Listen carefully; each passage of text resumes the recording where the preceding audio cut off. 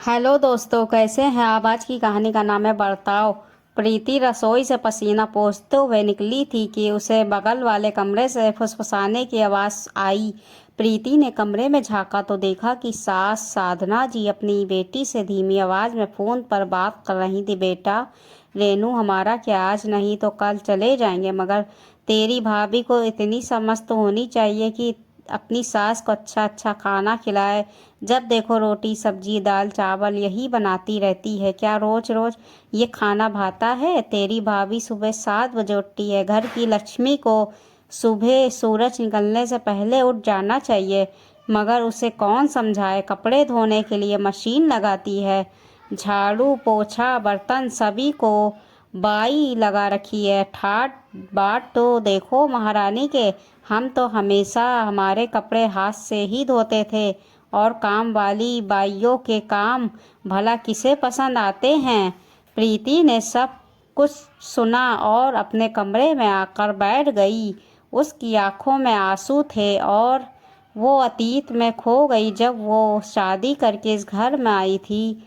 साधना जी और रेनू ने उसे कभी बहू वाला मान सम्मान नहीं दिया और ना ही किसी को देने दिया। पति आलोक भी हमेशा प्रीति को ही सुनाते। प्रीति को इस बात का ज़्यादा अफसोस होता कि पति भी साथ नहीं देते। उल्टा माँ और बहन के बहकावे में आकर प्रीति पर ही गुस्सा निकालते हैं। एक दिन वो साधना जी का पारा ऐसा चढ़ा कि उन्होंने प्रीति के माता पिता तक को भला बुरा कह दिया था, मगर आलोक या तो चुपचाप सुनते या फिर अपनी माँ का साथ देते। अब तो प्रीति की आदत हो गई थी ताने और उल्हानों की।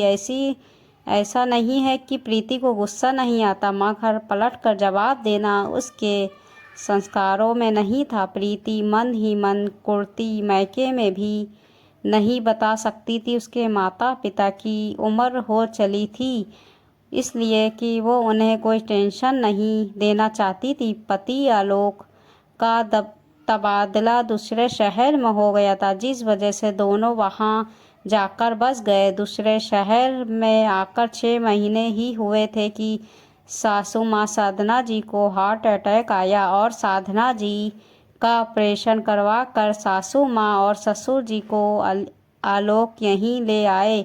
बेटू रेनू की शादी हो गई थी, तो अब साधना जी फ़ोन पर बेटी को सारी राम कहानी सुनाती थी। मम्मा मम्मा कहते हुए 4 साल की निबिया जब कमरे में आई तो प्रीति की क्रिंदा टूटी। उसने नबिया को गोद में भर लिया और उसके साथ खेलने लगी। साधना जी बोली, प्रीति खाना बन गया हो तो लगा लो। प्रीति रसोई से दाल चावल सब्जी रोटी ले आई। उतने में आलोक भी आकर डाइनिंग टेबल पर बैठ गया।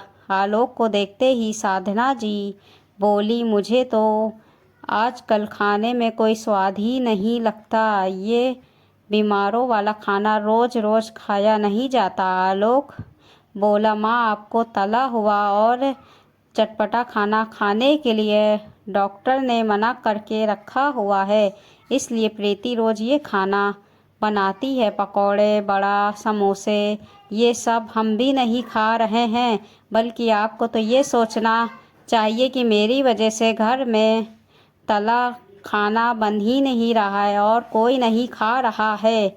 पिछले साल आपकी सर्जरी हो चुकी है। हार्ट की समस्या की वजह से घर में तेल घी का इस्तेमाल काफ़ी कम हो गया है। हम भी नहीं खाते। साधना जी बेटे का जवाब सुनकर चुपचाप बैठ गई। दूसरे दिन सुबह जब प्रीति कपड़े धोने की मशीन लगा रही थी, साधना जी बोली, बहू ये रोज रोज मशीन लगाती हो, जानती हो बिल कितना आता है। आलोक ऑफिस के लिए तैयार हो रहा था। वो सुनकर बाहर आया और बोला, हाँ माँ जानते हैं बिल कितना आता है, और ये बिल मैं भरता हूँ, इसलिए आपको चिंता करने की कोई ज़रूरत नहीं है। और अगर प्रीति दिन भर कपड़े बर्तन यही करेगी तो दूसरे काम कब करेगी। साधना जी फिर चुपचाप बैठ गई। प्रीति के लिए ये पल जिंदगी के खुशनुमा पल थे जब पति आलोक उसका साथ देता। आज आलोक पहली बार प्रीति के लिए गजरा लेकर आया था और अपने हाथों से उसे प्रीति के बालों में लगाते हुए बोला, प्रीति हो सके तो मुझे माफ़ कर देना। प्रीति बोली, क्यों। आलोक बोला, एक रोज़ जब मैं अपने कमरे में ऑफिस का काम कर रहा था, मुझे बगल वाले कमरे से माँ की आवाज़ें सुनाई दी।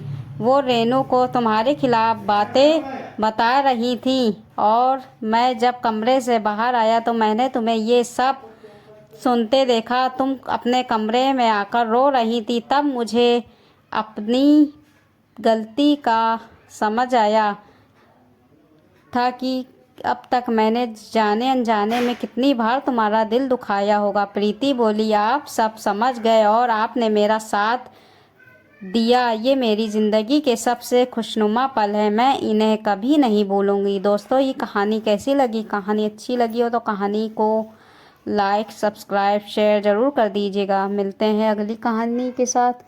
तब तक के अपना ख्याल रखिएगा, दुआओं में याद रखिएगा। अल्लाह हाफिज़।